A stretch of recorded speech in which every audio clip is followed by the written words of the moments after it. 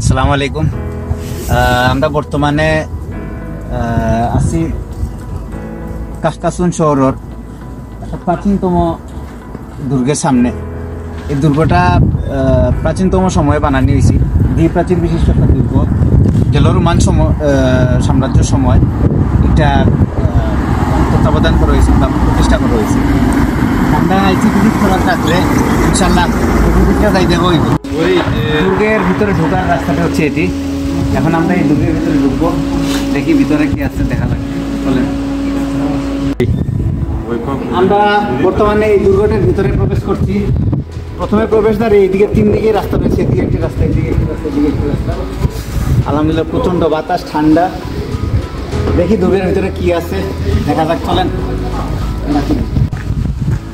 আসসালামু আলাইকুম গাইস। তো আমরা বর্তমানে যে দুর্গটি ভিজিট করতে এসেছি এর মধ্যবর্তীতে এই গাছটি পড়ে, এবং এইটি আসলে অনেক পরিচিত এবং পুরাতন একটি গাছ, এবং এই গাছটি ভিজিটের জন্য অনেক মানুষ এখানে জড়ো হয়। এই গাছটি একটি অদ্ভুত আওয়াজ করে, মানে বাতাসের শব্দের কারণে হয়তো এই আওয়াজটা মোবাইলে অত যাচ্ছে না, কিন্তু কিছুক্ষণ পর পর আমরা এটি শুনতে পাচ্ছি। এই অদ্ভুত যে একটা আওয়াজ, এটা এই গাছের নিজস্ব আওয়াজ, এবং এটার জন্য এটি অনেক বেশি বিখ্যাত, এবং সবাই এই আওয়াজটা শুনে একটা বাতাসের আসলে মাঝে মাঝে আমার আঞ্চলিক ভাষা, আমার সিলেটি ভাষা চলে আসছে।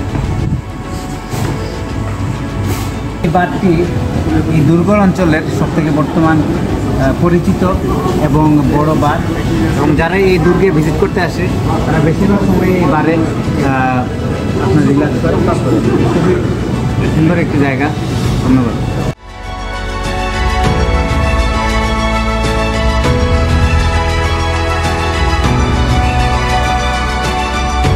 আমরা বর্তমানে দুর্গের ভিতরে আছি।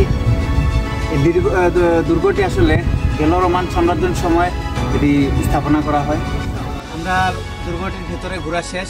সময় স্বল্পতার জন্য আসলে সব কিছু ধারণ করা সম্ভব হয়নি। আমরা এখন এখান থেকে বেরিয়ে পড়বো। এই দেখুন একটি পরিবেশ, এই দেখুন এইদিকে আরেকটি আবাসিক হোটেল। আসলে চতুর্দিকে মিলিয়ে খুবই চমৎকার এবং একটি মনোরম পরিবেশ। যারা এই এলাকার আশেপাশে থাকেন ফ্রান্সে, অবশ্যই ঘুরতে আসবেন। ধন্যবাদ।